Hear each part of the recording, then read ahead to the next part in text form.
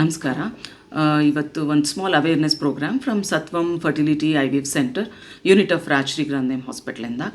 So ಎಷ್ಟೊಂದು ಮಕ್ಕಳು treatment ಆಗಿ ಬರ್ತಾ ಇರ್ತಾರೆ, IUI conception, IVF conception, XC conception ಆಗಿ, and they are very happy at the end where they hold their baby in their hands, and they are more happy when they meet their paediatrician doctor Harish Babu. Most of them are very comfortable with your treatment. ಎಲ್ಲರೂ ಮೆಚ್ಚುಗೆ ತೋರಿಸ್ತಾರೆ. But ನಿಮಗೆ ಈ ಥರ ಮಕ್ಕಳನ್ನು ನಾವು treatment ಕೊಟ್ಟು conceive ಆಗಿ ಮಕ್ಕಳು ನಿಮ್ಮ ಕೈಯಲ್ಲಿ ಬಂದಾಗ, are you facing any problems with such babies? Are you seeing any problems as far as their abnormalities or anything?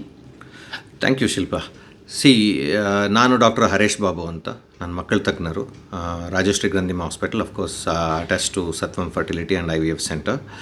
ಇಲ್ಲಿ ನಮ್ಮ ಪ್ರಶ್ನೆಗೆ ಎಸ್ಪೆಷಲಿ ಮಕ್ಕಳು ಈ ಕೃತಕ ಗರ್ಭಧಾರಣೆಯಿಂದ ಹುಟ್ಟಿದ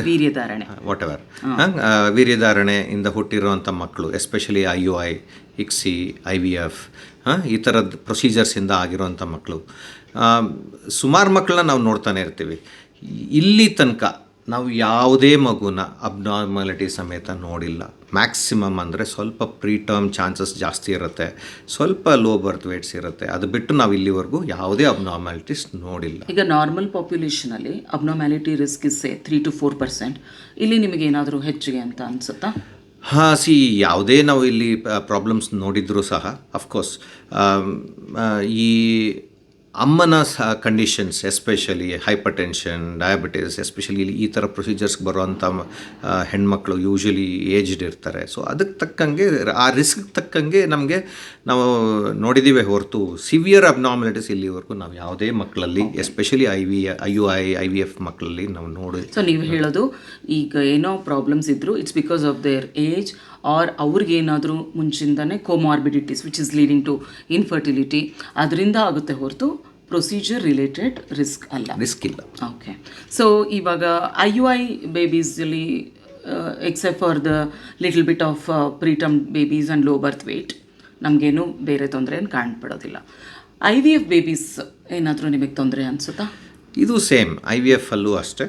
ನಮಗೆ ಸುಮಾರು, ಆ್ಯಸ್ ಐ ಸೆಡ್ ಅರ್ಲಿಯರ್, ಈ IVF ಪ್ರೊಸೀಜರಲ್ಲೂ ಬಂದಿರುವಂಥ ಮಕ್ಕಳಲ್ಲೂ ಸಹ ನಾವು ಸುಮಾರು ಮಕ್ಕಳನ್ನು ನೋಡಿರ್ತೀವಿ. ಯಾವುದರಲ್ಲೂ ಇಲ್ಲಿ ತನಕ ಅಬ್ನಾರ್ಮಾಲಿಟೀಸ್ ಕಂಡು ಬಂದಿರೋದಿಲ್ಲ. ಓಕೆ. XC ಬೇಬೀಸಲ್ಲಿ ಅಂದರೆ XC ಅಂದರೆ ಈಗ ವೀರ್ಯ ತೊಗೊಂಡು ಡೈರೆಕ್ಟ್ ನಾವು ಎಗ್ಗಿಗೆ ಇಂಜೆಕ್ಟ್ ಮಾಡ್ತೀವಿ, ಇಂಟ್ರಾಸೈಟೋಪ್ಲಾಸ್ಮಿಕ್ ಸ್ಪರ್ಮ್ ಇಂಜೆಕ್ಷನ್ ಅಂತೀವಿ. ಆ ಥರ ಬೇಬೀಸಲ್ಲಿ ನೀವೇನಾದರೂ ತೊಂದರೆಗಳು ಕಾಣ್ಪಟ್ಟಿದ್ದೀರಾ? ಅದು ಸಹ I can include XC, IVF, IUI results in the same root.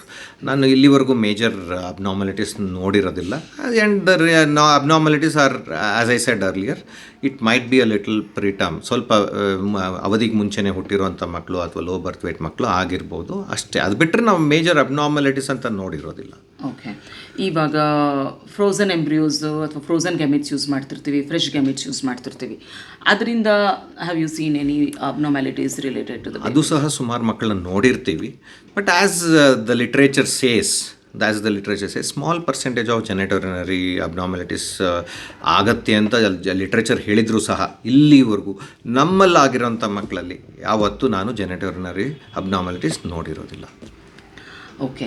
So ಇದು just to reassure people that ಈ ಥರ ನಾವು ಟ್ರೀಟ್ಮೆಂಟ್ ಕೊಟ್ಟು ಕನ್ಸೀವ್ ಆಗೋ ಮಕ್ಕಳಲ್ಲಿ ಇನ್ಕ್ರೀಸ್ ರಿಸ್ಕ್ ಆಫ್ ಅಬ್ನಾರ್ಮ್ಯಾಲಿಟೀಸ್ ಏನಿಲ್ಲ. ಸೊ ಏನಾದರೂ ಆ ಥರ ತೊಂದರೆಗಳಿದ್ದ ಪಕ್ಷದಲ್ಲಿ ನೀವು ಆ ಥರ ಸಮಾಲೋಚನೆ ಮಾಡಿಕೊಂಡು ಟ್ರೀಟ್ಮೆಂಟ್ ತಗೊಳ್ಬೋದು. Thank you.